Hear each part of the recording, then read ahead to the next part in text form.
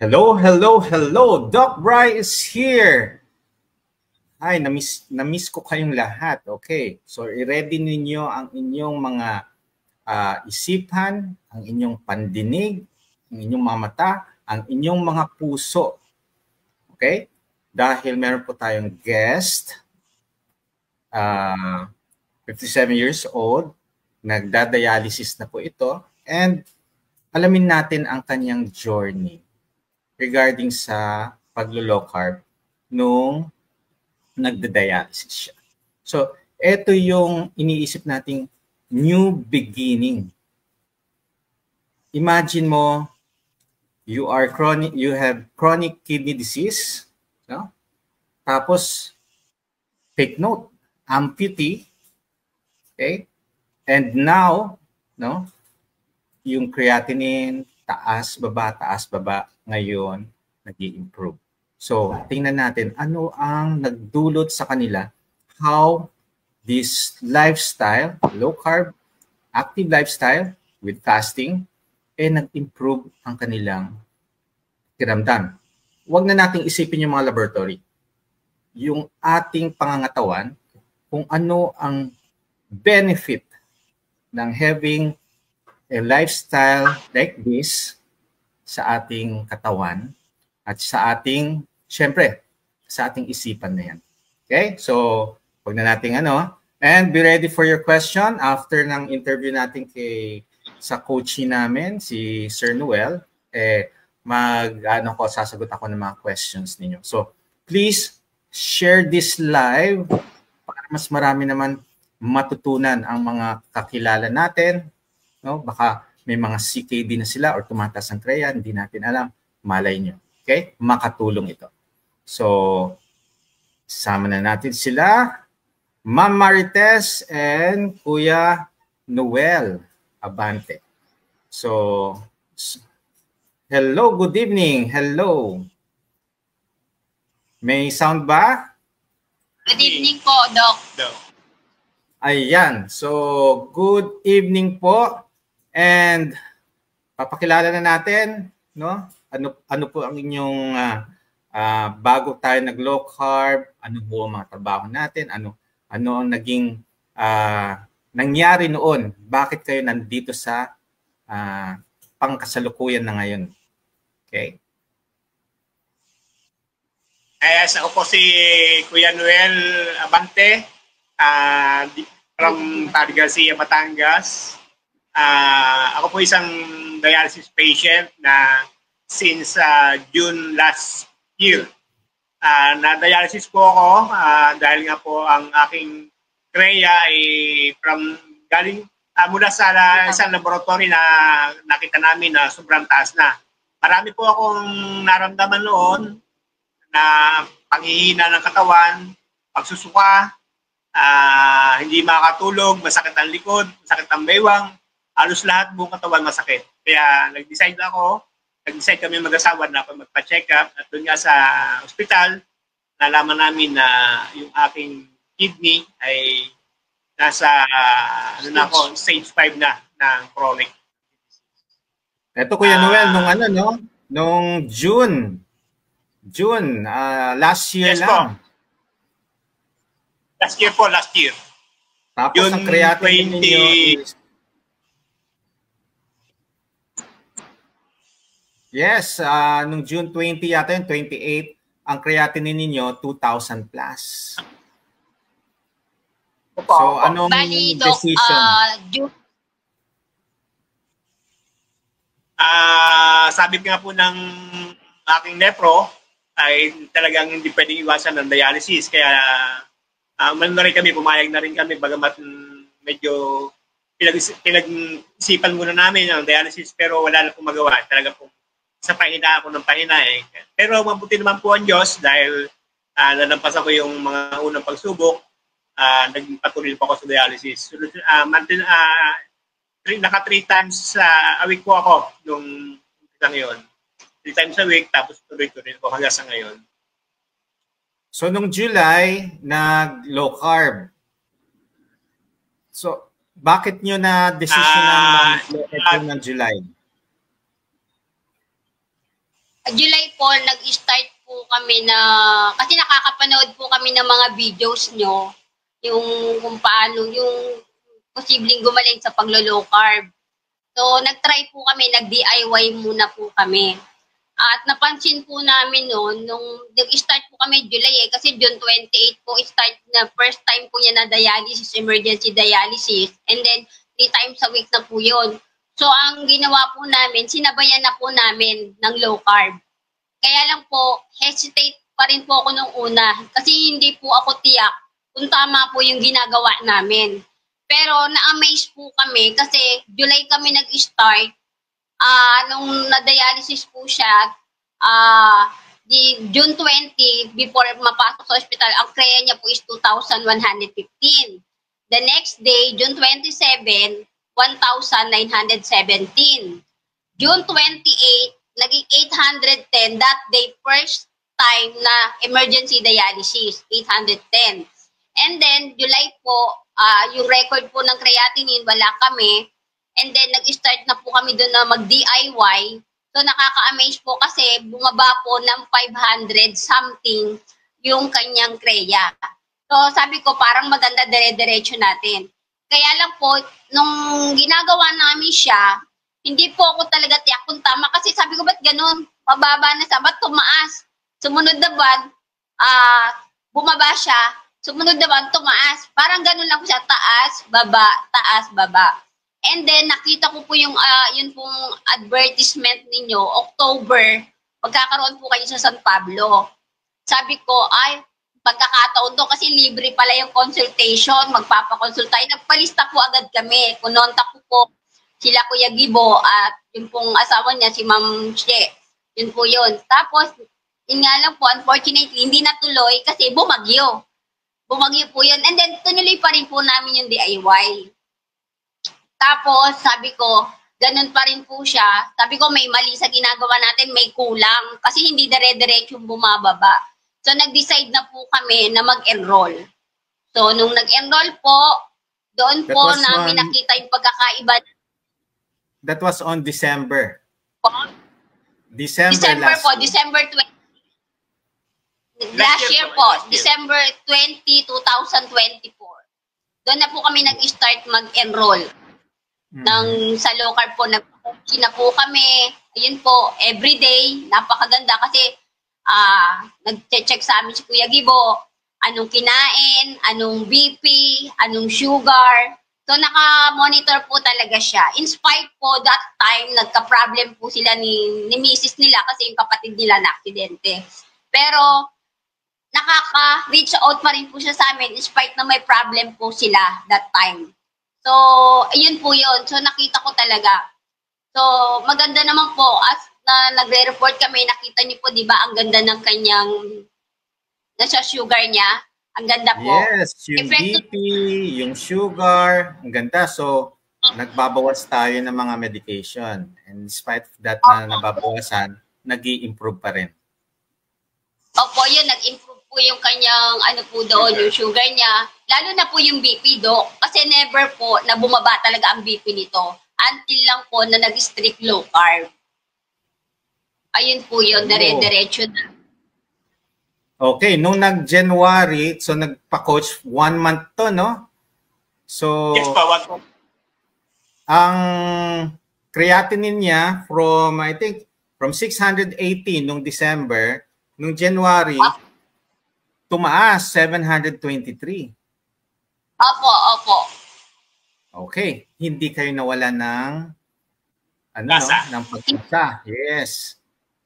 Hindi po kami nag-worry. Diretso lang pa rin. Kasi pinagbasihan ko naman po, December 20, tapos January 8 ang laboratory. So, konti pa lang. At saka, ilang days lang yun. Ilang days pa lang naman din eh. Tapos sabi ko, nag-a-adjust pa siguro talagang ganun pa. Basta tuloy ko lang din kung yung ano po yung tinuro nyo sa amin, na kailangan tamang protein, gulay, tulog, exercise. Di ba sabi niyo, exercise, electrolytes, sun exposure. In-apply po namin yung Doc. In-apply po namin.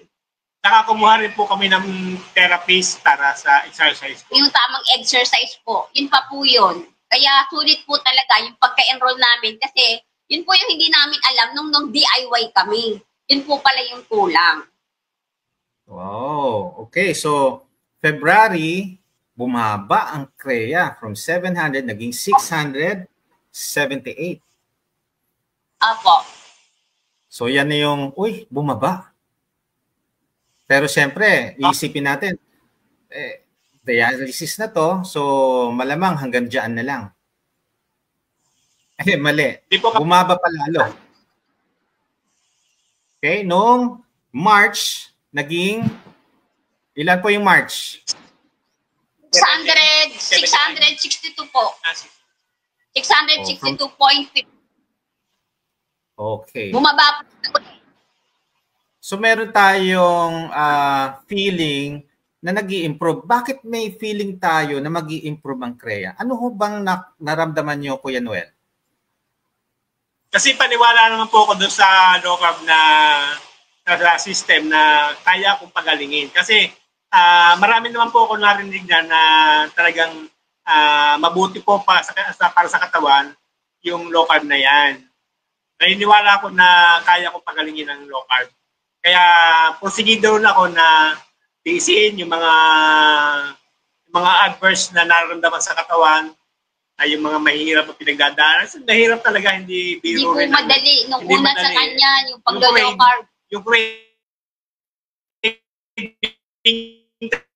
talaga nakakalaban mo dyan. Craving high carb, tapos bigla akong bibitawan, gano'ng kahirap noon. Kaya, tiis talaga ang kalaban. Sarili mo rin ang kalaban mo. Pero so, kung gusto mo bumalik, dati ho ba nanlalata kayo? Dati inaantok kayo palagi, may mga nararamdaman masakit. Ngayon, kamusta po? Ay, mabuti po. Mabuti naman ako ngayon. Tsaka nung ako'y mag-low carb, may mga nawala pong hindi ko maintindihan pakiramdam sa aking katawan. Dati po, may dito sa paligid ng dede ko, may bukol na parang masakit. Pero nung mag-low carb po, nawala yon. Yung aking buhok, na almost lumakalbo na yung aking ulo, nagkaroon po ulit ng buhok ko, tumalago na po ulit yung buhok ko. Tapos yung aking, tapos yung pong aking, kasi po kahit anong toothbrush ko noon, medyo po may bad breath po talaga na anong misis ko sa akin. Pero nawala rin po yun nung since mag-low carb talaga. So imagine nyo, no, nung nag-strict low carb po kayo, nalaman nyo how to do it properly by sa aming coaching and monitoring, na yung dating by yourself na ginagawa nyo pag-low carb, mas na-enhance, mas nag-improve, and lahat ng mga benefits nakita nyo na. No? Oo. Talagang hindi ko basta lang nakita. Talagang naramdaman ko sa sarili ko na napakabuti nung nangyari sa akin. Ang natutuwa ko, no, dahil isa po kayong amputee, minsan pagka-amputee na, nawawalan na ng motivation yan eh. So, depressed na, no? Parang hindi ka na makalakad. Yan yun. So, hindi yun naging sagabal sa inyo. Hindi naman po, hindi. Ako po ay amputee. At the same time, yung isa kong mata, si 90% na lang po siya. Yung aking kaliwang mata, 90% na lang po ang aking vision. Right eye na lang po ang meron ako sa ngayon. Imagine nyo yun, no? So maraming mga complication na nangyari sa inyo, yung maputulan kayo ng paa, tapos may blindness pa yung left eye ninyo, ngayon nagdadialysis kayo, CKD. So talagang kung hindi kayo malakas ang pananampalataya, naku, baka siguro nakahiga na lang kayo palagi. Ganun nga po mangyayari. Pero malaking bagay din po yung support na. Yes, continue. Malaking pong bagay yung pong suporta ng pamilya, mga particular yung mga kapatid, dalaman, prayer ng mga kasama sa simbahan. Malaki pong bagay yun. Nakapagpapalakas po ng sarili, ng emosyon. Nakalakas. Kuya Noel, nagtatrabaho pa rin Yes, mo ba kayo ngayon? Opo, actually nakapagmaneho pa po ako. Nakapag-electrical pa po ako. Electrician po ako at saka driver. Ang galing. Imagine mo na hindi mo mapapansin, no? Na meron kayong pinagdaanan na very difficult, lalo sa family nyo. And still, andyan kayo nagpro-provide financially at andyan yung mga mahal nyo sa buhay na sumusuporta sa inyo. Galing. Buti po ang Diyos sa akin. So sa tingin ninyo, ano ang nagdulot ng etong lifestyle natin to improve not only your health but also yung inyong family, no? So anong masasabi niyo po diyan? Masasabi ko po na napakabuti po ng pakapag-low carb ko. Napakalaki po na naging tulong sa akin. Unang-una ay yung patuloy kong paglakas. Naniniwala ko na hindi basta lang ako palalakasin sa low carb, kundi mabubuhay pa ng mahaba. Kasi nga, may mga katulad niyo na tumutulong din naman sa amin, mga pasyente na nagdaranas ng mga ganitong problema. Pero alam ko, sa tulong din ng aking mga mahal sa buhay, sa suporta nila, particularly ang aking asawa na napakatyaga talaga na nagtiti sa akin para itama yung aking pagkain. Mahigpit siya talaga, Doc, napakahigpit. Hindi talagang, kung bawal-bawal, hindi pwede yung kahit konti ay talagang mahigpit siya sa pagkain. Kaya naman ako'y natutuwa. Ibig sabihin, Kuya Noel, nung una, ayaw mo mag-low carb. Mahirap po eh. Mahirap talaga. Mahirap po, Doc. Mahilig din ako kumain.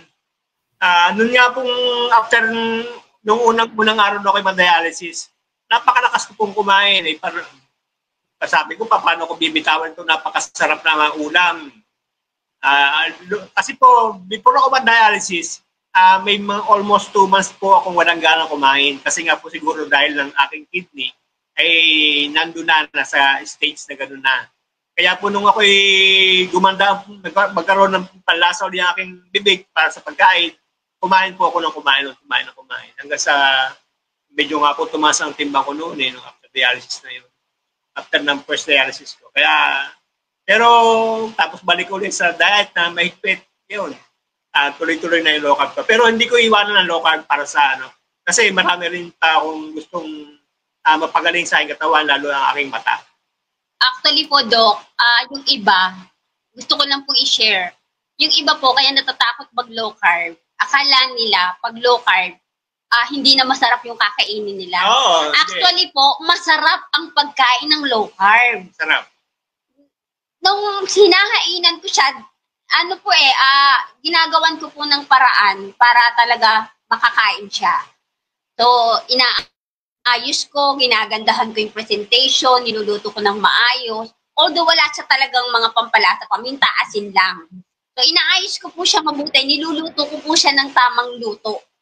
Kaya, nakakakain po siya. Hanggang sa unti-unti na paglo-low carb namin, nakaka-discover ako ng mga pagkain na maganda, na nagugustuhan ng panlasa niya. Hanggang sa ma-discover nga po namin, actually, Doc, ito nakakatuwa, nung ma-discover namin yung maskara ng baboy.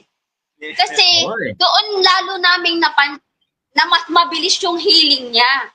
Opo, totoo yun, Doc. Actually, last week lang po tinry namin itigil yung maskara ng baboy. Pumipili po kami ng maganda. Hindi naman po siya totally purong fats. Meron naman po siyang laman. Alam niyo po ba, nang tinigil namin, bigla po, nagbalik na naman sa dati yung kanyang blood pressure, tumataas. Samantalang nung mula January hanggang March, ang kanyang BP, from na dating nagwa 180, 170, na-maintain lang po siya sa 140, 130, 120, one time nga po nag-110 pa. tumaas man po siya hanggang 140 lang. 140 lang. Ibig sabihin, hindi na po siya gaya ng dati na nagka-cataphrest during session niya sa dialysis, nabibigyan ng cataphrest kasi naging 160, naging 170, naging 180, tapos nakailang bigay na hindi pa siya bumababa. Kaya sabi ko, ibalik natin sa dati.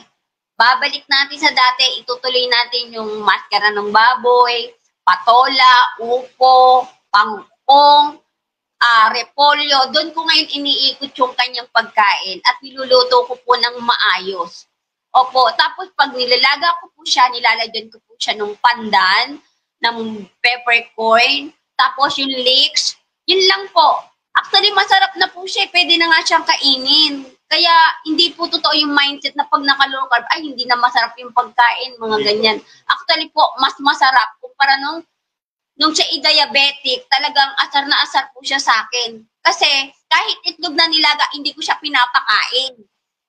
Opo, kasi ang akala ko nun, ang tamang diet is, konti lang ang rice, steam lang na ganito, ganyan. Yun pala, mali. Mali po yun. Kaya namayat po siya talaga nun eh.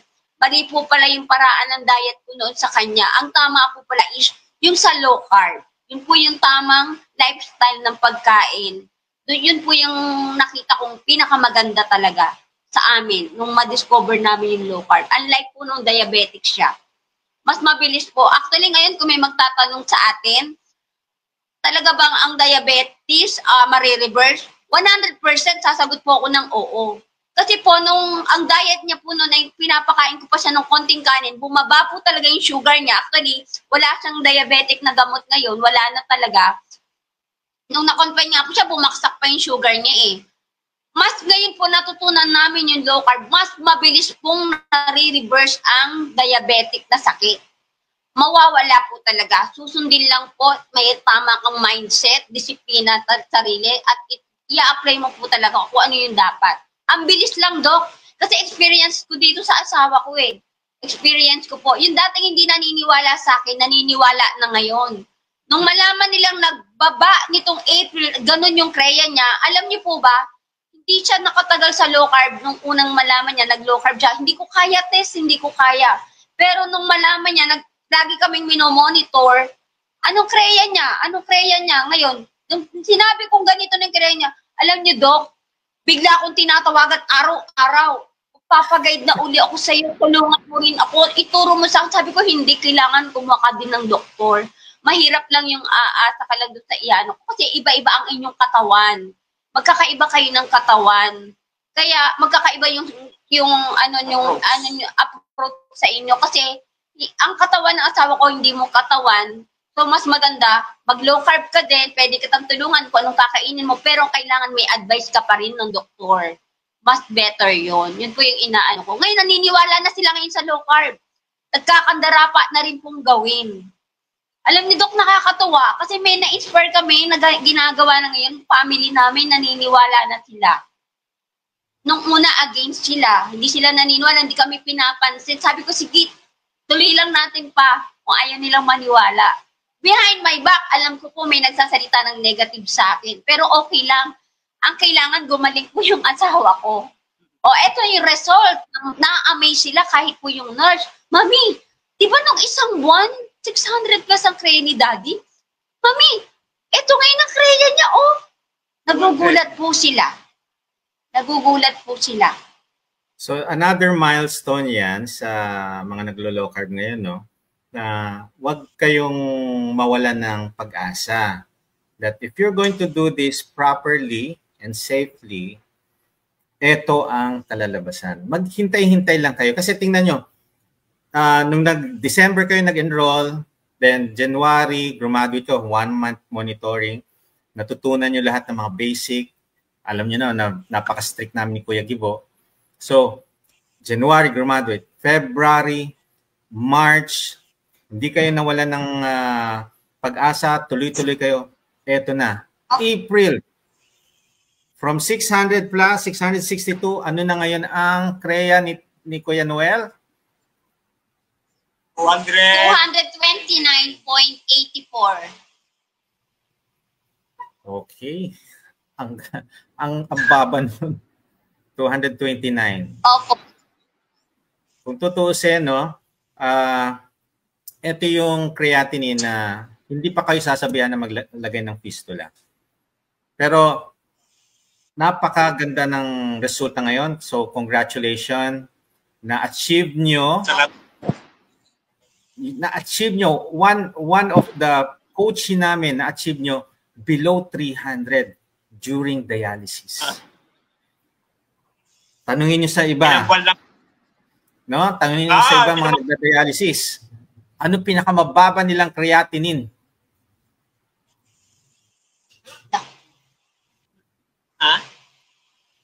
Yung pong ibang mga dialysis yung patient mga ibang dialysis patient, anong pinakamababa nilang creatinine? Parang nasa mga 800. 800 po. Actually po, ano sila eh, taas baba. Merong galing sa 800, magwa 1-2. Meron po akong kilala, 4 years na pong dinadialysis, pero umaabot pa po ng 1,500 to 2,000 ng kreya niya. Sabi ko, wala tong binabago. Kailangan po kasi talaga, Doc, may baguhin. Kahit po dinadialysis, kung hindi mo naman babaguhin yung lifestyle mo, useless po. Hindi ka naman pwedeng umasa habang kung talaga mo kasi gustong gumaling. Kasi actually naniniwala po ako, kaya yung iba nagpapadialysis, gusto nilang mabuhay, gusto nilang gumaling. Kaya lang po, may kulang. Kasi wala po rin po totally binabago sa pagkain. Kasi nga yun nga po yung pinagmumuna ng lahat ng sakit talaga sa pagkain, mali. Kami natutunan namin, in-apply namin, nakita namin yung result. Kita po namin yung result. Actually, Doc, akala ko nung una masama yung itlog. O, totoo po yun, Doc. Kasi before na ako mag-low carb, pag kumain po ako ng itlog, may mga nagkakarasis po ako. Nangangati. Nangangati yung katawan ko. Pero nung mag-low carb po ako, nung wala na nga Wala po yung allergy. Hindi na po ako nangangati. Kahit po kumain ng ilang pang-itlog, hindi po ako nangangati. So, hindi itlog ang nag-cause ng allergy ninyo? Hindi po. Hindi po. Wala yung rashes na yun, wala yung pangapit. Kahit pa kami makalimang itlog, 6 na itlog. Tsaka sa poultry products po, basta poultry products, nangangati ako, pero ngayon hindi na po. Okay. So, ang ganda, no? So, ang maganda dito is, kahit na nakadialysis tayo, may chance na mag-improve pa rin ang creatinine. Nakikita natin sa inyo, Kuya Noel. Kaya, wag tayong mawawalan ng pag-asa na, pagka bumaba ang creatinine, ibig sabihin, nakaka-recover ang kidney. Opo, nag-improve. Eto ha, there's a study, although sa ibang bansa ginawa to, na merong 0.2% to 8%, 0.2 to 8% that you will recover from dialysis. May chance kahit gaano kaliit to, kasi milyon ang mga nagda-dialysis. Kung 0.2% lang up to 8%, napakaliit lang yan na porsyento ang nakaka-recover. Pero what if isa kayo dun sa naka-recover? Amen. Kine-claim na po namin, Doc. Diba? Ito nandito pa lang tayo sa area, no, na bumababa ngayon ang creatinine kahit nagda-dialysis. Up to less than 300.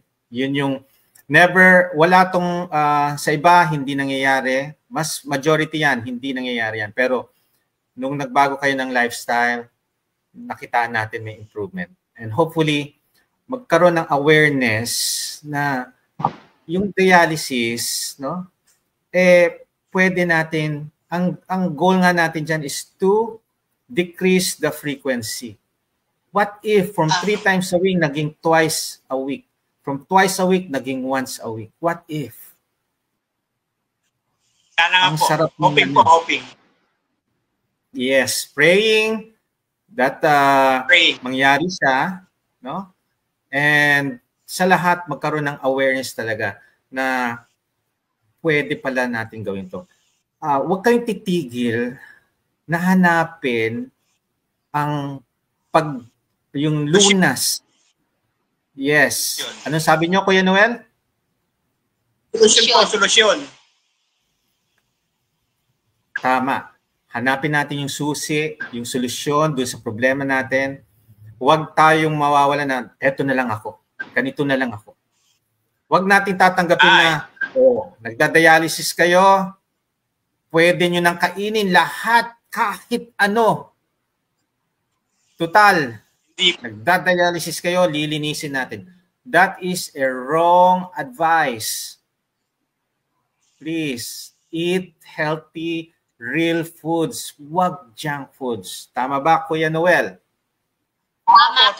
Kasi napapansin ko talaga sa dialysis sa room na wala silang pag-iingat talaga sa mga kinakain. Kahit talaga bawal kasi ang katwiran nila, dinadialysis sila. Wala nang bawal-bawal sa kanila kahit nga po parang advice na rin yata po ng yung mga nepo para sa kanila. Kaya well, ang inaano lang kasi natin, no, yung saya ng makakain ng ano. Kaso, ano ang dulot ng mga kinakain yung junk foods, mga processed food? Ano ang dulot niyan sa katawan natin? It will just destroy us. No? Tinutulungan tayo ng dialysis, but eto, pupursigin natin, sinisira pa rin natin ang ating katawan by eating these junk foods. So, if you are in dialysis or kahit hindi tayo nasa dialysis, kahit wala pa tayong sakit, iwasan na natin yung mga junk foods. I-lessen, no? Para hindi magdulot ng pagkasira ng ating katawan. Naiksi po ang buhay talaga pagka nagpatuloy po sa ganun. Ay sa paglolokal po, hahaba talaga ang buhay mo kasi yung mga lason sa dugo mo mawawala. Kasi kung mataas talaga ang kreya mo, yung po ang problema, kreya, mataas ang lason sa dugo. Kaya hindi hahaba ang buhay mo. Kasi may mga, hindi naman kidney lang ang maapektuhan yan. Lahat ng dinadaluyan ng dugo sa buong katawan mo, apektado. Mata, liver, baga, heart, lahat yan na dinadaluyan ng dugo, apektado. Kahit mga utak, isip, yun, lahat ng yun. Masisira. Dahil sa lahat ng dugo. Ang galing. So,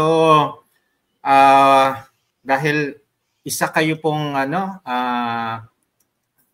magandang ehemplo ng mga naglo-low carb, kahit na may dialysis, kahit amputee, no?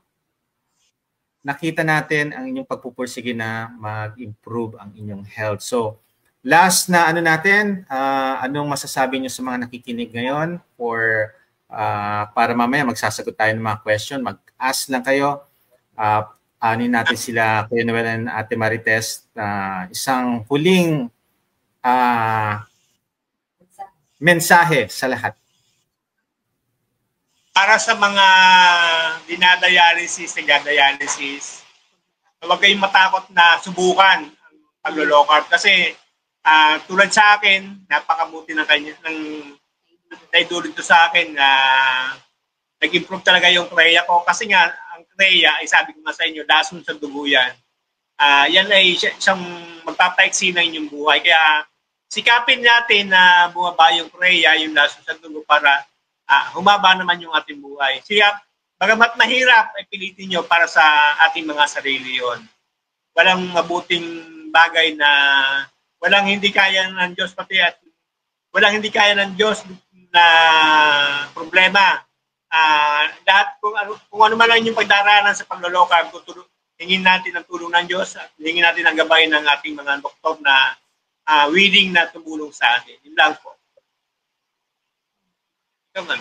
Ayun po, dito po ang may share ko po sa experience po namin, wag po talaga kayong matakot, wag kayong mag-alala. Magkaroon po tayo pare-parehas ng positive mindset na wag agad dadating sa isip natin, ay hindi ko kaya, mahirap. Hindi po, subukan po natin. Kasi lalo yung goal mo is gumaling ka. Ngayon, kung ikaw ay may pamilya o kasama sa bahay na dinadialysis sa ganitong sitwasyon o ano man ang sakit niya, tulungan mo siya, ipakita mo yung suporta mo, yung pagmamalasakit mo, pag-alaga mo, paggabay mo. Ipakita mo na yung pagmamahal mo sa kanya kasi yun yung number 1 kailangan nila yung comfort na hindi ka naiinis, na may sakit sila, ipapakita mo pa rin. Kasi totoo minsan mahirap mag-alaga. Pero kailangan mong ipakita na kahit mahirap ay nandun yung suporta mo. Kasi malaking bagay yun para yung pasyente, tulungan din yung sarili niya na gawin yung part niya. So, yun po yun. At yun nga po, gawin po natin to kasi para sa akin po, isa na po itong blessing ng Lord. Yung may mga low carb doctor na gumagabay, na nakilala yung low carb. Dati, hindi ko to naririnig. Meron palang ganito. Kaya, salamat sa Panginoon kasi na-introduce ito sa atin. I-grab na po natin. Subukan natin gawin kasi malaking tulong po talaga. Sa experience po namin, napakalaking tulong. Imagine niyo January, ilang buwan lang, strict low carb namin, January, February, March, April. Ang laki po ng improvement ng husband ko. Kung makita niyo lang po siya, yung video niya na meron po ako, nasa ospital siya, that day po, akala ko June 27, mabubiyuda ako. Nagpapaalaman na po kami ng anak ko, saka nitong asawa ko, naghahabilinan na talaga. Pero, salamat sa Diyos kasi ang kalooban ng Diyos ay makilala, mabuhay pa siya. Malaman namin ng ganito. Kaya, salamat po talaga sa Diyos. Salamat kay Doc Bry, kay Kuya Gibo, sa programa nyo na talagang hindi po kami nagkamali ng programang pinasukan. Na yung pinili namin, yung Local Real Talk ni Kuya Gibo, ni Dr. Bry, talagang alam ko po, guided kami na ito yung ibinigay sa amin. Hindi po talaga.